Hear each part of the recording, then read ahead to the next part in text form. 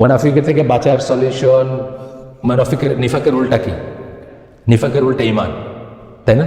ইমান তো নিশ্চিত ইমান, ইয়াকিন যেটাকে আমরা বলি। তাহলে আপনার নিশ্চিত ইমানের জন্য আপনি কাজ করবেন, মুনাফিকে আপনার ভিতরে দৌড়ে চলে যাবে। একটা গ্লাসে 1 গ্লাস পানি আছে, পাথর ঢুকাই দিলে পানিটা উপচে পড়ে যাবে, তাই না? এই পাত্রটা যে আপনার অন্তরটা, যে পাত্রটা, এই পাত্রটা যদি ইমান দিয়ে ভরেন, অটোমেটিক্যালি নিফাক বাইরে হয়ে চলে যাবে, বুঝছেন না? সুতরাং ঘুরে ফিরে আবার সেই তৌহিদ এবং সেই নিফাকের, মানে তৌহিদের উপর এবং সেই বিশ্বাসের উপর কাজ করতে হবে ইনশাআল্লাহ।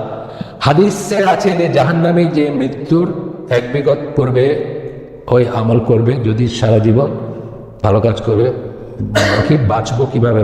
উনি বলতে চাইছেন আসলে এটা আমাদের কাছে মনে হবে সে ভালো কাজ করছে সারা জীবন, আল্লাহর কাছে না। অন্তরটা কে জানে? শুধু আল্লাহ জানেন। কিন্তু আমরা কি জানি? শুধু বাইরের কাজটা জানি, আমরা কিন্তু কারো ভিতর দেখবো না। একদম একদম সবচেয়ে ওয়ার্স্ট মুনাফিক যে, সেও মদিনার মসজিদে নামাজ পড়তে, তাকে কেউ নিষেধ করেন নাই নামাজ পড়তে। কারণ কি? তার অন্তরের ব্যাপারে আমাদের দায় দায়িত্ব নাই। সুতরাং আমরা যেটা করব, যে আমরা অন্তরের জিনিসটা করব না। আমরা যদি খালিস নিয়তে ভালো কাজগুলো আল্লাহর জন্য করি, আমরা সেই দলের মুক্ত হব না যে 1 বিগত দূরে থাকতে জান্নাতে চলে যাবে। ওটা বলতেছেন কার কথা? যাকে সবাই মনে করবে সে জান্নাতি, কিন্তু আসলে সেই কাজগুলো করছে অন্য কারণে, রিয়ার জন্য, মানুষকে দেখানোর জন্য, ইলেকশনের জন্য, ভোটের জন্য, নেতৃত্বের জন্য, বা অন্য কোনো কারণে। সে এইরকম লোকের কথা বলা হচ্ছে এখানে। অ্যাকচুয়ালি যে খালিস নিয়তে আল্লাহর কথা বলছে, আল্লাহর উপর জুলুম করবেন, এটা আল্লাহ নিজের উপর জুলুমকে হারাম করে নিছে। সত্যি সে জান্নাত ডিজার্ভ করে, তাকে জান্নাত দিবে, এটা প্রশ্নই ওঠে না করে। এটা বোঝার ব্যাপার আছে। মনের মধ্যে যা বারবার জিনার চিন্তা আসে, এ থেকে বাঁচার উপায় কি? বিয়ে করেন, 1টা করে থাকলে 2টা করেন, 2টা করে থাকলে 3টা করেন, 3টা করে থাকলে 4টা করেন। তারপরে যদি না হয় ডাক্তার দেখান।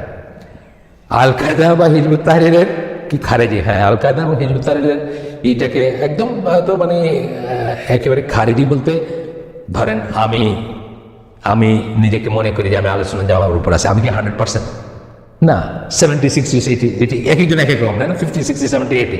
ওনারাও একদম ওই নাহরাওয়ানের খারেজি হইতে হয়তো পারেন নাই, তাই না? কিন্তু 60, 70, 80, 90 আসেন। আমরা যেখানে যে দেখবো, আমরা তো বলার জানি কাকে ভালোবাসবো, কাকে ঘৃণা করবো। এটা ফর্মুলা বলছি না আপনাদের, আগে বলছি, অনেক আগে। নবীন, সিদ্দিক, শুহাদা, সালিহিন, এই 4 গোত্রকে সর্ব অবস্থায় ভালোবাসবো, কখনোই অপছন্দ করবো না, সব সময় ভালোবাসবো। নবী, সিদ্দিকিন, আবু বকর সিদ্দিকের মতো যারা, তারপরে শুহাদা যারা শহীদ, এবং সালেহিন। আর কাফেরদেরকে কখনোই ভালোবাসবো। আর মাঝখানে হলাম আপনার আমার মতো মানুষ সব।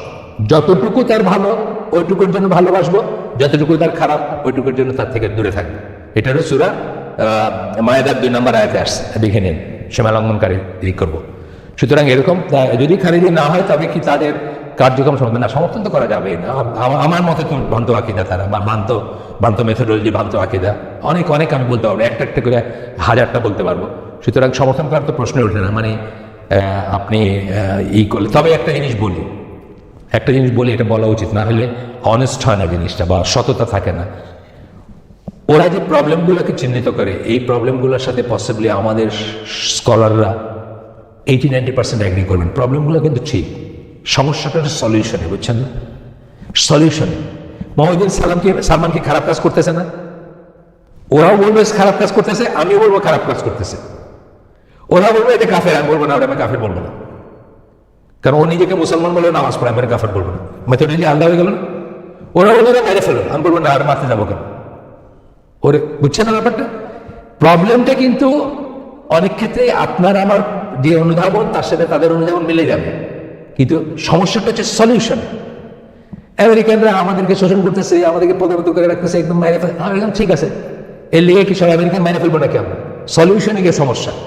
ওই যে দেখেন না, এই যে এই হামজা কি, আবু হামজা নাকি, ওর একটা আছে, এই যে সরি আবু সামা, ওই যে ইংল্যান্ডে করে খুতবা দেয়। ও বলছে যে আমি এটা চিন্তা করি, আমার মা আছে আমেরিকা, আমার মারে মেরে ফেলবে, বুঝছেন না?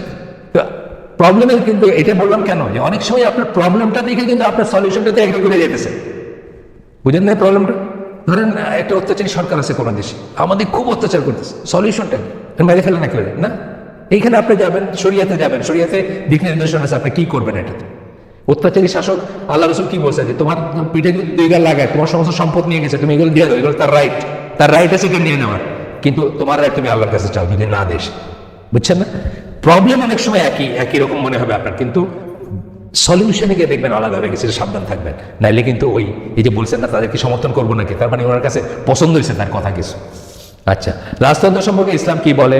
রাজতন্ত্রের মাধ্যমে যদি অযোগ্য কোনো লোক ক্ষমতায় আসে তাহলে ফাসিকি তাকে মেনে নিতে। এই তো সৌদি আরবে কোয়েশ্চেন চলে আসছে মনে এখানে, এই ব্যাপারে ইসলাম কি বলে? প্রাথমিকভাবে রাজতন্ত্র একটা উপায়, মানে রাজতন্ত্র মানেটা কি? একজন নমিনেট করতেছে আরেকজন, একজনের পরে আরেকজন সেই ফ্যামিলির আসতেছে, তাই না? আব্দুল্লাহ ইবনে ওমরকে সাহাবীরা বলছিলেন না ওনার কথা বলে যান ওমর রাদিয়াল্লাহু, উনি বলেন নাই। কিন্তু এটাতে যদি ইসলাম সম্মত উপায়ে এটাকে করা হয় তাহলে এটার কোনো সমস্যা নেই। আপনারা জানেন যে এই 4000 প্লাস, এখন কত আমি জানি না, এখন হয়তো 10,000 হবে, এটা 90s কথা, 4000 প্লাস প্রিন্স ছিলেন। সবাই কি রাজা হয়েছেন? সবাই রাজা হয় নাই। কিসের ভিত্তিতে হয়েছেন?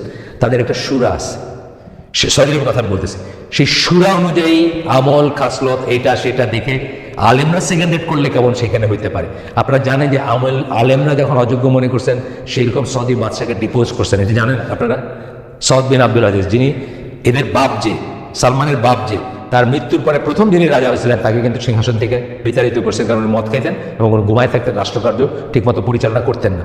তো এই সেগুলো করবেন। শরিয়া কমপ্লিট সকল সিচুয়েশনের জন্য শরিয়াতে দিক নির্দেশনা, এটা কিন্তু আকীদার অংশ। তা নাহলে কিন্তু আপনি আল্লাহর ওই আয়াতকে বিরোধিতা করতেছেন। এখানে আল্লাহ বলতেছেন আজকের দিনে আমি তোমাদের জন্য তোমাদের দিনকে পারফেক্ট করে দিলাম এবং ইসলামকে তোমাদের দিন হিসেবে নির্ধারণ করে দিলাম। সুতরাং সকল কিছুর সলিউশন শরিয়াতে খুঁজবেন। এই সমস্ত জিনিসগুলোর সলিউশন শরিয়াতে আছে। কতটুকু ফাসিক হলে কি হবে? আমাদের আলেম যারা আছেন, জাজিরাতুল আরবে আলেম যারা আছে, তারা ঘাস খায় মনে করেন না, তারা এই সমস্ত মেথোডোলজিগুলো জানে, আমরা জানি না। এই জন্য আমাদের জিন্দাবাদের সে জন্মাইছে, আমাদের কথায় কথায় জিন্দাবাদ করে এটা উল্টায় দিব গদি। তারা এটা করবেন না, তারা নসিহা করেন শাসককে, গোপনে করেন, তাকে বেইজ্জত করেন না।